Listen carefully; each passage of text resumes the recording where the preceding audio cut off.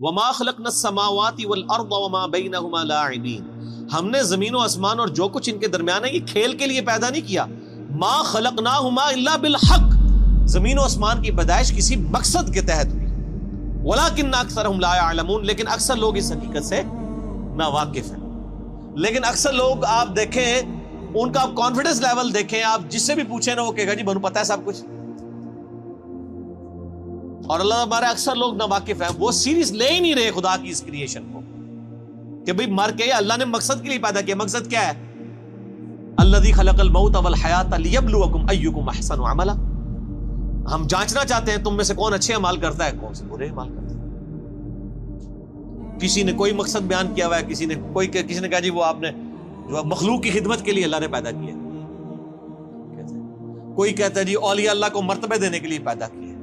کوئی مقصد بیان کرتا ہے، وہ کوئی مقصد او اللہ بندے اپنی فکر کرو تو اڈل کے بڑھنی ہے.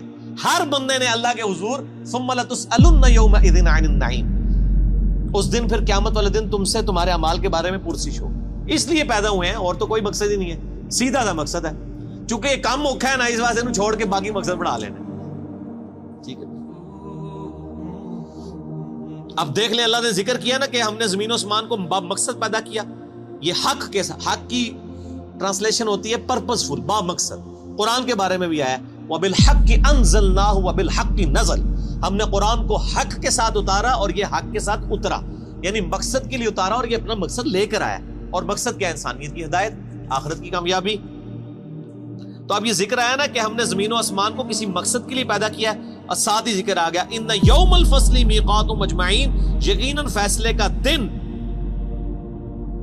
ان سب کے لیے مقرر وقت ہے. یعنی فیصلہ ہوگا. پھر یہ نہیں ہے کہ جناب یہاں پہ آپ نے یاشی کی زندگی کی ہے تو آخرت بھی آپ کی یاشی کی ہوگی. نہیں، دنیا جو اللہ کی مرضی کی گزارے گا اسی کی آخرت اس کی مرضی کی ہوگی، اور جو دنیا میں اپنی مرضی کی زندگی گزارے گا آخرت پھر اللہ کی مرضی کی. اللہم اجرنا من النار، اللہم اجرنا من النار، اللہم اجرنا من النار. اللہم من احییتہ منا فاحیہ علی الاسلام ومن توفیتہ منا فتوفہ علی الایمان. آمین.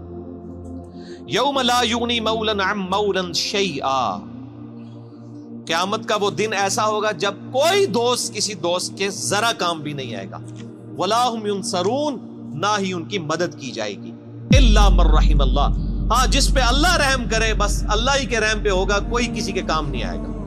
آپ کہتے رہے کہ شیخ عبد القادر جیلانی فرماتے ہیں کہ جی میں اس وقت تک جنت میں نہیں جاؤں گا جب تک اپنے سارے مرید نہ لے جاؤں. تسی پاویں جھوٹ مارتے رہو.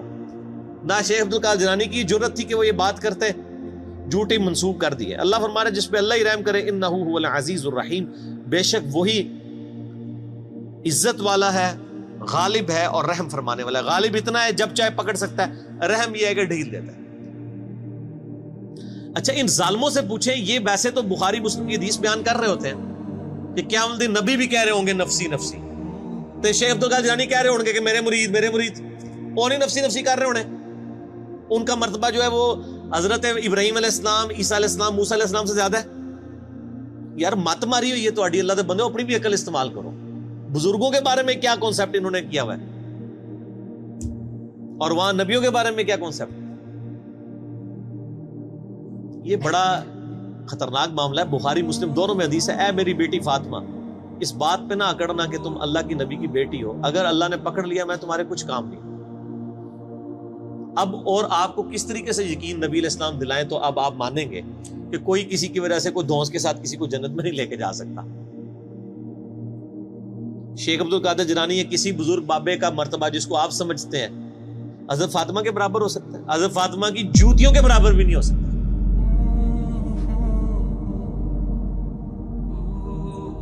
تو آپ دیکھ لیں کتنے بڑے بڑے انہوں نے لوگوں نے دعوے کیے اپنے بزرگ بابوں کے بارے میں. جھوٹ ہے، 100% جھوٹ ہے. ان شجرۃ الزقوم، اب بڑی سخت آیات آ رہی ہیں. جنتیوں اور جہنمیوں کا سائملٹینیس کنٹراسٹ آئے گا. پہلے اللہ جہنمیوں کا ذکر کرے گا کہ ان پر کیا صورتحال جہنم میں گزرنی. بے شک زقوم کا درخت ایک کڑوا درخت، طعام الاثیم گناہگاروں کی خوراک ہوگا. کالمہل یغلی فی البطون، پگھلے تانبے کی مانند پیٹوں میں جوش مارے گا. یعنی وہ کڑوا درخت کھانے کے بعد پیاس لگے گی ان کو، پھر پگھلا ہوا تانبے کی مانت پانی دیا جائے گا, وہ پئیں گے تو ان کے پیٹ میں جوش مارے گا. کغلی الحمیم, اور وہ کھولتا ہوا پانی گرم جوش مارتا پانی ہوگا. خذوہ فاعدلوہ الی سواء الجحیم, اور اللہ کی طرف سے حکم ہوگا پکڑو اسے مجرم کو اور گھسیٹ کر دوزخ کے سینٹر میں جا کے اس کو پھینکو. ثم صبوا فوق رأسہ من عذاب الحمیم, اور پھر اس کے سر کے اوپر کھولتا ہوا پانی ڈالو عذاب دینے کے لیے. یہ میرے بھائی یہ طارق جمیل صاحب کا لیکچر بیان نہیں ہو رہا, یہ قرآن بیان ہو رہا ہے. ذق انک انت العزیز الکریم, اللہ تعالیٰ فرمائے گا چک, تو بڑی عزت والا اور بڑی جو ہے وہ کرامت والا ہے.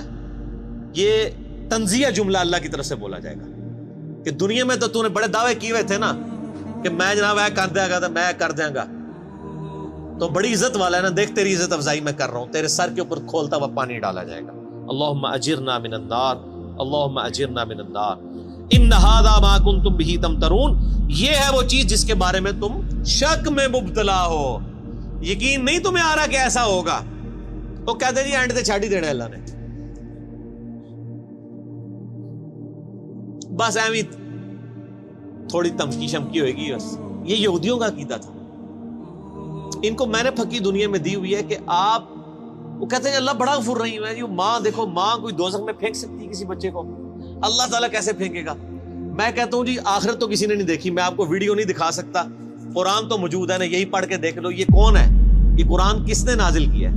یہ جو آیات پڑھ رہی میں نے گھر بنائی ہیں جن کے اندر یہ سارا ذکر آ رہا ہے. تو میں ان کو دنیا میں ایک مثال دیتا ہوں کہ آپ کہتے ہیں نا ماں نہیں یہ چاہے گی, تو میں آپ کو دنیا سے ایک مثال دیتا ہوں کہ آپ اور میں بھی کبھی نہیں چاہیں گے کہ آپ کا کوئی دشمن ہو, اس کے 4-5 چھوٹے چھوٹے بچے ہوں,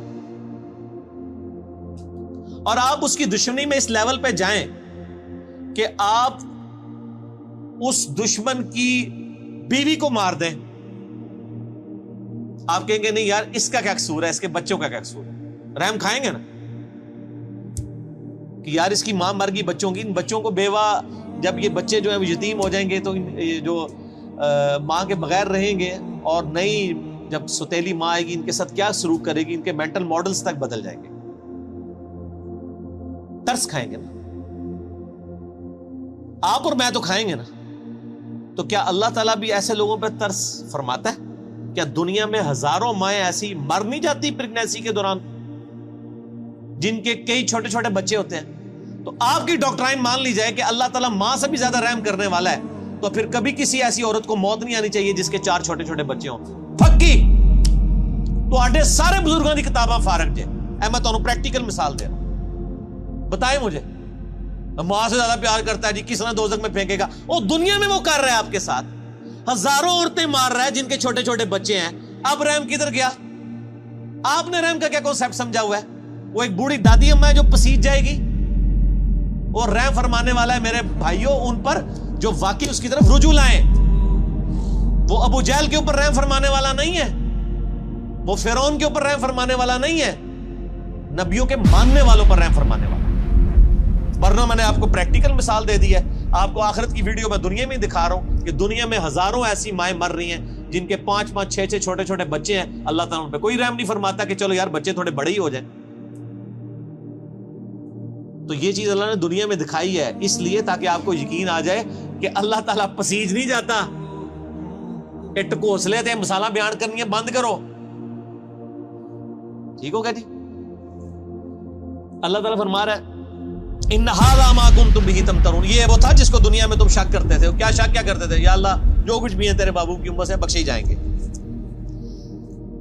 اب سائملٹینیس کنٹراسٹ ان المتقین فی مقام امین, بے شک پرہیزگار امن کی جگہ میں ہوں گے. فی جنات و عیون, اللہ کی طرف سے باغوں میں اور چشموں میں. یلبسون من سندس و استبرق متقابلین, وہ باریک لباس پہنے ہوئے ہوں گے اور دبیس ریشم کا آمنے سامنے بیٹھے ہوں گے. یعنی ان کا جو لباس ہے جس طرح آج کل بھی ہوتا ہے, وہ کیٹی کی شلوار ہوتی ہے, اوپر ململ کا کرتا ہوتا ہے. اللہ فرماتا ہے موٹی ریشم کی ان کی یعنی تہمد ہوگی یا شلوار ہوگی یا پینٹ کوئی بھی ہوگی, اور اوپر کرتے ان کے باریک لباس ہو. کذالک, اور یوں ہی وزوجناہم بحور عین, ہم ان کو بیاہ دیں گے موٹی آنکھوں والی حوروں کے ساتھ. اب یہ حوروں کی ڈیٹیل کے لیے آپ طارق جمیل صاحب کے لیکچر دیکھیں. جو جس چیز کا ایکسپرٹ ہے اس کی طرف ریفر کرنا چاہیے. ادھر ہیں وہ ایکسپرٹ, وہ آپ دیکھیں. یدعون فیہا بکل فاکہۃ آمنین, اور وہ منگوا لیا کریں گے ہر قسم کا پھل اطمینان سے, جو ان کی خواہش ہوگی اللہ تعالیٰ ان کے سامنے رکھے. لا یذوقون فیہا الموت الا الموتۃ الاولی, وہ نہیں چکھیں گے وہاں پر موت کا ذائقہ بجز اس موت کے جو وہ دنیا میں چکھ چکے, بس ایک ہی موت. اچھا میں جنت کی آیات سے نا اس طرح ہی گزر جاتا ہوں نا, تو لوگ کہتے ہیں جنت لیکچر دو, جنت لیکچر. یار جنت لیکچر تو اتنا کچھ ہے, وہ آپ وہی پڑھ لیں. آپ بخاری مسلم میں جنت کا چیپٹر پڑھ لیں, مشکات کی 30 جلد میں جنت کا چیپٹر پڑھ لیں, ٹھیک ہے جی. اور یہ ساری چیزیں کرنے سے یہ تو اسی طریقے سے کہ آپ بریانی کے فضائل بیان کرنا شروع کر دیں, بریانی تک پہنچنے کے لیے بھی تو ایک ایفرٹ کی ضرورت ہے نا. تو وہ سب کو پتا ہے دنیا میں, میرا خیال ہے جنت کے بارے میں تو سب کو ہی پتا ہے, دوزخ کے بارے میں لوگوں نے انڈر ایسٹیمیٹ کی. تو جس چیز کی ضرورت ہے وہی کریں, اور یہی صحابہ کا طریقہ بھی ہے. بخاری مسلم اٹھا کے دیکھیں, جب حضرت عمر کو زخم لگا ہے تو ان کے پاس آ کے صحابہ کہہ رہے ہیں کہ آپ کی وجہ سے اللہ تعالیٰ نے اسلام کو اتنی شوکت دی ہے, رومن پرشین امپائر گری ہے, اور ہم اللہ سے امید کرتے ہیں کہ آپ اللہ کے حضور آپ تو بخشے بخشائیں. یہ بخاری مسلم دونوں میں ہے. اس زخم کی حالت میں انہوں نے کہا میں تو بس یہی چاہتا ہوں کہ جو کچھ میں نے اسلام کے لیے کیا نا, اس کے بدلے میں اللہ صرف میرے گناہ معاف کر کے مجھے برابر چھوڑ دے. جنت تو چھوڑ دو, بس مجھے برابر کر دے کہ میرے گناہ اور نیکیاں برابر ہو گئی ہیں, میں بریک ایون پوائنٹ پہ آ گیا ہوں. جنت کی بات تو حضرت عمر نے بھی نہیں کی ہے مرتے وقت, حالانکہ اس وقت ضرورت تھی کہ وہ جنت کی بات کرتا ہے کہ میں سیدھے ہی جنت ہی چلے آ جاؤ, اور جنت کی گارنٹی بھی ملی ہوئی تھی. یہ باتیں نہیں کسی کو یاد. جب ہم یہ باتیں کرتے ہیں ہمیں کہتے ہیں جی کڑوی کڑوی باتیں ہر وقت کرتا ہے. تو حضرت عمر بھی کڑوی کڑوی باتیں کرتے تھے, حالانکہ وہ تو موت کے وقت تھے, اس ٹائم تو ضرورت تھی وہ جنت کی باتیں کرتے. انہوں نے کہا بس مجھے اللہ برابر ہی چھوڑ لینا, اتنا ہی کافی میرے. او بھائی عقل نہ ہوئے تھے موجے ہی موجاں, اور عقل ہوئے تھے سوچے ہی سوچا. جسے عقل ہو اس کو سوچ ہوتی ہے. حضرت عمر کو عقل تھی, آپ کو عقل نہیں, آپ کے بزرگوں کو, آپ کے واعظین کو, آپ کے علماء کو عقل نہیں ہے, اس لیے وہ آپ کو میٹھی لوریاں دیتے ہیں. ٹھیک ہے مست رہو, ٹھیک ہے انہوں نال ہی ہو گے کیا عمل داڑے, ٹھیک ہے. وہ ہمارے ساتھ لوگ بات کر رہے ہوتے ہیں نا, او نہیں یزید نو برا نہ کرو, ہم کہتے ہیں جی ٹھیک ہے اللہ آپ کا حشر یزید کے ساتھ کرے. نہیں, اگر ایڈے ہی کانفیڈنٹ ہو تو منگیا کرو دعا کہ یزید اور اس کے خاندان کے ساتھ ہمارا حشر ہو. ہم کہتے ہیں حسین اور اس کے خاندان مولا علی کے ساتھ ہمارا حشر ہو. ہم تو کانفیڈنٹ ہیں, آپ میں اعتماد نہیں ہے.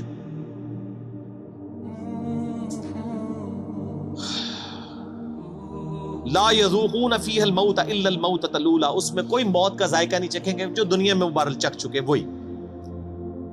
وَوَقَاهُمْ عَذَابَ الْجَحِيمِ, اور انہیں عذاب جہنم سے بچا لیا جائے گا. یہ ہے میرے بھائیو کامیاب لوگ. بخاری مسلم میں حدیث ہے کہ قیامت والے دن موت کو مینڈے کی شکل میں لا کے میدان حشر میں ذبح کر دیا جائے گا. جنتی پریشان ہوں گے اور دوست کی خوشی کے ساتھ آ رہے ہوں گے کہ شاید کوئی ہمیں موت لکھ دی جائے تو ہم فارغ ہو جائیں. موت کو ذبح کیا جائے گا اور اللہ تعالیٰ کہے گا کہ جنتیوں کے لیے خوشخبری ہے کہ اب کبھی موت نہیں آئے گی, موت ہم نے ختم کر دی. اور جہنمیوں کے لیے یہ بری خبر ہے کہ موت ہمیشہ کے لیے ختم ہو گئی ہے, اب تمہیں اسی عذاب میں ہی رہنا ہے, موت مانگنے سے بھی موت نہیں آئے. جنتیوں کے لیے موت کا ختم ہونا خوشخبری, اور جہنمیوں دوستیوں کے لیے سب سے بری خبر. اللہم اجرنا من النار, اللہم اجرنا من النار, اللہم اجرنا من النار, آمین. فضلا من ربک, یہ تمہارے رب کا فضل ہوگا جس کو یعنی دوزخ کی آگ سے بچا لیا گیا. ذالک هو الفوز العظیم, یہ ہے سب سے بڑی کامیابی. دنیا کی کوئی کامیابی بڑی کامیابی نہیں. اور میرے بھائی دنیا میں کھرب پتی آدمی کو بھی وہی 6 فٹ 7 فٹ کی قبر ملنی ہے, وہ بھی پتہ نہیں ملنی بھی ہے کہ نہیں, اور وہی 3 کپڑوں کا کفن ملنا ہے. جو ایک غریب لاوارث لاش کو, فٹ پاتھ پہ مرنے والی کو, وہی ایک جگہ سے ہی کفن خریدا جاتا ہے. یہ نہیں ہوتا کہ اس کے لیے کوئی اسپیشل لٹھا آتا ہے, وہ بنے بنائے کفن مل رہے ہیں, سب کو برابر ہی ملتے ہیں. فَإِنَّمَا يَسَّرْنَاهُ بِلِسَانِكَ لَعَلَّهُمْ يَتَذَكَّرُونَ, اے نبی الاسلام ہم نے اس قرآن کو آپ کی زبان پر آسان کر دیا ہے تاکہ لوگ نصیحت قبول کریں. یعنی آپ کی اپنی مادری لینگویج عربی میں ہی قرآن نازل ہوا ہے, آسان ہے. بے شک مولوی کہتے ہیں قرآن بڑا مشکل ہے, نہ پڑھی اور ڈائریکٹ گمراہ ہو جاؤ گے, لیکن اے نبی یہ آسان ہی ہے. فَارْتَقِبْ إِنَّهُمْ مُرْتَقِبُونَ, تو اے نبی آپ انتظار کیجئے, جو بات قبول نہیں کر رہے حق ان کے مقابلے پہ اب آپ انتظار کیجئے. فَارْتَقِبْ إِنَّهُمْ مُرْتَقِبُونَ, یقیناً وہ بھی ایک انتظار میں ہے, اور وہ انتظار یہ ہے کہ جب ان پہ موت آئے گی عذاب چکھیں گے پھر لگ پتا جائے گا، یہ اصل میں کہا جا رہا ہے۔ تو یہ میٹھی میٹھی باتیں ہیں، دیکھ لیں، تو قرآن نہیں پڑھا ہوا تو میٹھی میٹھی باتیں ہیں، اور قرآن پڑھا ہوا ہے تو بخاری کی حدیث ہے، نبی علیہ السلام ایک چوراہے سے گزرے، کچھ صحابہ ہنس رہے تھے، آپ نے فرمایا جو کچھ میں جانتا ہوں وہ تم جانتے ہوتے تو بہت کم ہنستے، زیادہ رویا ہی کرتے۔ ٹھیک ہو گیا؟ سورہ الدخان ختم ہوئی، اگلی دفعہ انشاءاللہ سورۃ الجاثیہ۔ اللہ تعالیٰ سے دعا ہے جو حق بات میں نے کہی اللہ تعالیٰ ہمارے دلوں میں راسخ فرمائے، اگر جذبات میں میرے منہ سے کوئی غلط بات نکل گئی تو اللہ تعالیٰ ہمارے دلوں سے محو کر دے اور ہمیں معاف بھی کر دے، ہمیں کتاب و سنت کی تعلیمات پر عمل کر کے دوسرے بھائیوں تک پہنچانے کی توفیق عطا فرمائے۔ سبحانک اللہم و بحمدک، اشہد ان لا الہ الا انت، استغفرک و اتوب الیک، وما علینا الا البلاغ المبین۔ جزاکم اللہ خیرا۔